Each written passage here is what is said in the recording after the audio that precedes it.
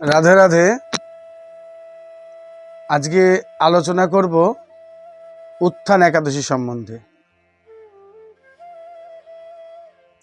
আষাঢ় মাসের শুক্লপক্ষে শয়ান একাদশীর দিন শ্রীহরি শয়ানে গেছিলেন। তারপর এই 4 মাস তিনি শয়নে ছিলেন। এই 4 মাস পরে কার্তিক মাসের শুক্লপক্ষের যে একাদশী, রাস পূর্ণিমার আগের দিন যে একাদশী, এই একাদশীকে তিনি ঘুম থেকে জেগে উঠবেন। তাই এই একাদশীর নাম দেব প্রবোধিনী বা প্রবোধিনী বা উঠনি বা উত্থান একাদশী। অর্থাৎ দেবতারা বা শ্রীহরি তিনি যে বিশ্রামে ছিলেন, শয়নে ছিলেন, এই একাদশীর দিন তিনি ঘুম থেকে ওঠেন। আর এই 4 মাসটাকে বলা হয় চাতুর্মাস্য ব্রত। আর এই চাতুর্মাস্য ব্রতের যে অন্তিম মাস, শেষ মাসটা, সেটি হচ্ছে কার্তিক মাস, দামোদর মাস। এবার যারা 4 মাস পালন করেন চাতুর্মাস্য ব্রত, তারা তো সত্যিই মহান। যারা পারেন না, অন্ততপক্ষে দামোদর ব্রত করেন, তাদেরকেও মানে কি বলবো, অশেষ গুণ সম্পন্ন তারা, এটা জানতে হবে। কারণ এই চাতুর্মাস্য ব্রতের মধ্যেও লাস্ট মাসটা যে দামোদর মাস, এরও অনেক কঠিন, মানে অনেক নিয়ম আছে। তা সবাই হয়তো সব নিয়ম পালন করতে পারে না, কিন্তু কিছু কিছু নিয়ম তো পালন সবাই করে। তা যে বিষয়গুলো হচ্ছে, নিয়মগুলো একটু বেশি, যেমন হচ্ছে ভোরবেলায় উঠে ব্রহ্ম মুহূর্তে স্নান করে ভগবানকে আরতি করতে হবে।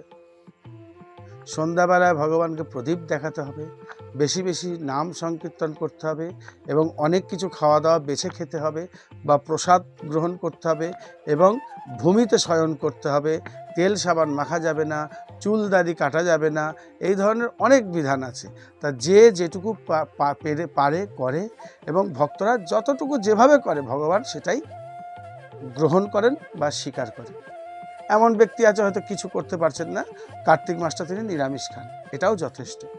কিন্তু যারা একেবারেই পালে না, ভগবানকে দীপদান করা তো দূরের থাক, দেখা গেল কার্তিক মাসটা মাছ মাংস খাচ্ছে বা এটা ওটা খাচ্ছে, ভগবান তাদের উপর খুব রুষ্ট হন, এবং এটা ভগবানের খুব খারাপ লাগে, এবং তার বিনিময়ে অনেক পাপের কথা উল্লেখ আছে। আমি সে অত কথায় যেতে চাইছি না।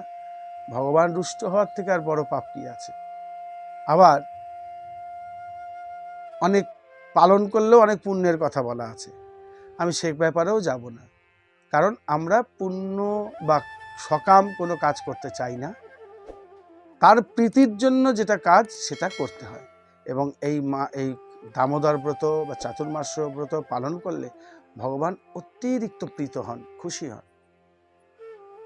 এইবার এর মধ্যে যে কথাটি, সেটা হচ্ছে দেখা গেল কেউ কিছুই করতে পারছে না বা করছে, এর মধ্যে যে এই যে উত্থান একাদশী, বছরের সমস্ত একাদশীর থেকে এই একাদশী শ্রেষ্ঠ।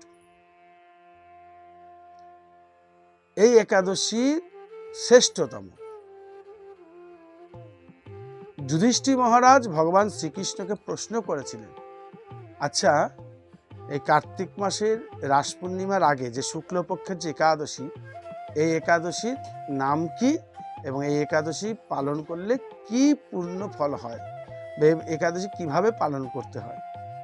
তখন ভগবান শ্রীকৃষ্ণ যা বলেছিলেন, তিনি বলেছিলেন, মানে স্কন্দ পুরাণের একটা ঘটনা উল্লেখ করে, যে স্কন্দ পুরাণে ব্রহ্মার সঙ্গে নারদের যে কথোপকথন হয়েছিল, সেই কথোপকথনের কথা তিনি তুলে ধরেছিলেন।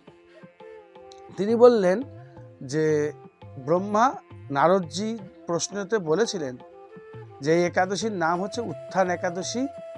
অর্থাৎ এই একাদশীর পরে ভগবান শ্রীহরি ঘুম থেকে ওঠেন, বিশ্রাম থেকে জেগে ওঠেন, এবং এই যে তিনি যে 4 মাস শুয়েছিলেন, এই 4 মাসকে বলা হয় অকাল। আর এই অকালের মধ্যে যা যা কাজ হয় সেগুলি সবই অকালের মধ্যে হচ্ছে। যেমন এই দুর্গা পুজোতে দেবীকে অকালে জাগানো হয়, তাই বলা হয় অকাল বোধন। যাই হোক, তো এই 4 মাস যেই হয়ে যায়, তারপরে কি হয়, তারপরে যত শুভকর্ম সুন্দরভাবে চালু হয়ে যায়। নাহলে বেশ কিছু শুভকর্ম এই 4 মাসের মধ্যে বন্ধ থাকে, যেমন দেবমন্দির প্রতিষ্ঠা, উপনয়ন সংস্কার ইত্যাদি অনেক আছে, এগুলো সবই বন্ধ থাকে। এই উত্থান একাদশীর পরে সেগুলো আবার সব চালু হয়। তো এই একাদশীর উদ্দেশ্যে ব্রহ্মাজি নারদজিকে বললেন যে একাদশী পালন করলে কি হয় না, আগে সেটা বলো, জানতে হবে। এমন কিছু ক্রিয়া নেই যেটা হয় না। যেমন এই একাদশী পালন করলে হাজার হাজার অশ্বমেধ যজ্ঞের ফল লাভ করা যায়, শত শত রাজসূহ যজ্ঞের ফল লাভ করা যায়, এবং জন্ম জন্মান্তরের পাপ কেটে যায়। এই একাদশী পালন করলে বলছে যে একটা তুলার পাহাড়ে যদি একটু আগুন দেওয়া হয়, সেটা পুড়তে কতক্ষণ সময় লাগবে, মুহূর্তের মধ্যে ভস্ম হয়ে যাবে। তদ্রূপ তোমার যদি পাহাড়ের মতো পাপ রাশি থাকে, এই একাদশী পালন করলে তুলার পাহাড়ের মতো সেই পাপ ভস্ম হয়ে যায়। এই একাদশী জীবের অবশ্য পালন করা উচিত। এই একাদশী পালন করলে বা এই একাদশীর দিন রাত্রি জাগরণ করলে ঊর্ধ্বতন 10 পুরুষ স্বর্গ লাভ করে। শুধু নিজের নয়, বংশের যারা মানে পূর্বপুরুষরা তারাও উদ্ধার হয়ে যায়। তারা যদি বিভিন্ন স্থানে থেকে থাকে, কেউ নরকে আছে, কেউ স্বর্গে আছে, কেউ হয়তো অন্য অন্য শাস্তি ভোগ করছে, বা কারো উদ্ধার হয়নি, কেউ হয়তো প্রেতজনিতে আছে, কেউ পশুজনিতে আছে, সে তাদের পর্যন্ত সব স্বর্গলাভ হয়ে যায়। তাই ভগবান বললেন যে এই ব্রহ্মা নারদজিকে বলছেন যে একাদশী পালন করলে হয় নাকি সমস্ত কিছু ফল লাভ হয়। তাই এই একাদশীটি জীবের অবশ্য পালন করা উচিত, এবং এদিন রাত্রি জাগরণ করতে পারলে আরো ভালো। এদিন অবশ্যই ভগবানকে ঘিয়ের প্রদীপ দেখাতে হবে। কার্তিক মাস ভোর যদি কেউ দেখাতে নাও পারে, এই দিন অবশ্যই ঘিয়ের প্রদীপ ভগবানকে দেখাতে হয়, আরতি করতে হয়, এবং নিরাহারে থাকতে পারলে তো অতি উত্তম, না পারলে ফলাহারে থাকাটাই শ্রেয়। এবং তারও যদি যত অল্প পরিমাণ ফলাহার করা যাবে, বা দেখা গেল দিনে হয়তো একবার নিল, তাহলে আরও ভালো। এই একাদশীটিতে পালন করলে ভগবান শ্রীহরি অত্যন্ত প্রীত হয়ে থাকে। আর এই একাদশীর পরের দিন হচ্ছে পারায়ণ করতে হয়, এবং তখন সেই সময় থেকে ভগবানকে পূজা দেওয়ার পরে এই যে নিয়মের মাসের মধ্যে বা চাতুর্মাস্য ব্রতের মধ্যে ভক্তরা ছিলেন, তারা তার নিয়ম ভঙ্গ করবেন, অর্থাৎ চুলদাড়ি কাটতে পারবেন, সাধারণ খাবার আবার আগের মতন গ্রহণ করতে পারবেন, যারা তেল সাবান মাখতেন না তেল সাবান মাখতে পারবেন, যারা বিছানায় শুতেন না তারা বিছানায় শয়ন করতে পারবে, ইত্যাদি।